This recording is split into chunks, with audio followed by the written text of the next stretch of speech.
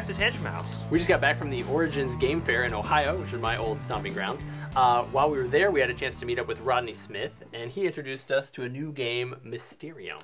Y'all got to watch it played, huh? We did indeed, and it was excellent, so we're going to review it in our Terrible 2-minute review.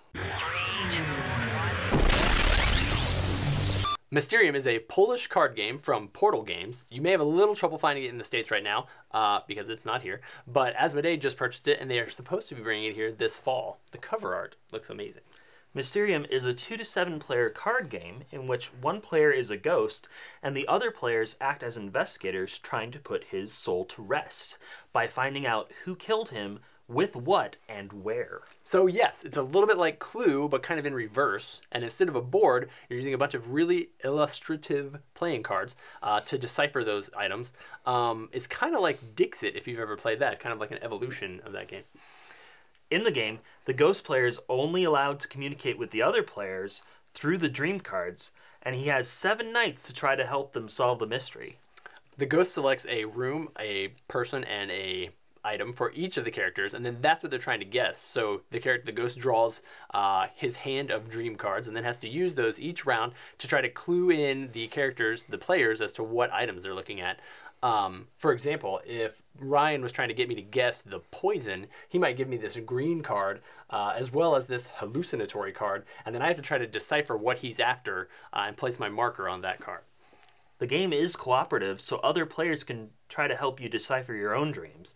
And because each player has a different goal, you might be able to whittle down your options based on what the other players have chosen. As players guess correctly their item, they then move to the next level to guess the room, and then finally to the person. Once all the players have successfully guessed, then everybody moves to the final round, and from the now narrowed pool of suspects, they have to guess who the actual murderer, where he was at, and what weapon he used is. For that final round, the ghost is only able to play 1 card for each category, and once the investigators see the 3 cards, 1 for where, 1 for who, and 1 for what, they then vote by placing their markers on which row they think is the correct one, and hopefully they solve the mystery. If they do, then they win the game and the ghost is released from his mortal chains and they go on to victory. If they don't, then they hope that they have a couple more nights where they can further narrow it down and hopefully select the right murderer. The game ends after 7 nights, and after that, the ghost is just without hope. Alright, so let's rate it. Tell us about the mechanic. This game has a lot of great things going for it. First off, everybody knows how to play Clue. And then the whole, this card sort of looks like it could be related to this card thing going on is a lot of fun. And it's probably why Dixit won the Spiel des Jahres back in 2010. It works well. One thing that kind of makes this game a little stiff is the fact that it is co-op, because if you do really well at it and you get ahead, then you're stuck waiting several rounds for the other players to catch up. Also, if you have a hard time understanding how another person might think, you might have trouble interpreting the dreams that they're giving you. Theme. This game really does feel like a great evolution of the Dixit game. It adds levels to it, which is great. It gives you a reason for the cards. Like, there wasn't really a theme in Dixit, but in this one, those cards are dream cards, which is very cool.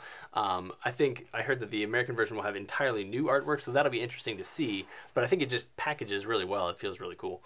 Replayability. We have played and replayed this game several times, and each time it's been very enjoyable. And it's always a different game so far, but it's also more enjoyable when you switch sides, when you're no longer the investigator and then you become the ghost. It's just a totally different game from that side, trying to get people to understand these dreams you're sending them.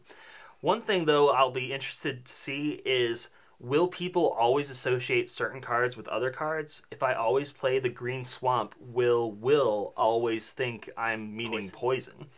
That'll be something we'll have to look and see how it turns out. Enjoyability. You are right that this is the type of game where if you do really well and you get ahead, then unfortunately you're kind of stuck up there waiting for everybody to catch up. But since it's a co-op, type of game, like, you're still pointing out, like, oh, I think it should be that, and helping the other players along.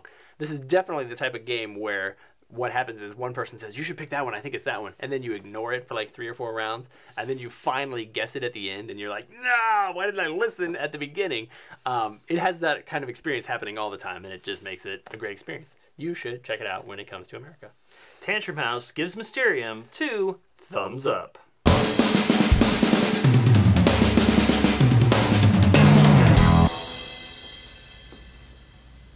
It's a fly. Sorry. I just say because my shirt like hikes up, and I feel weird when I see the reviews, and I've got like this fold over my gut. Theme.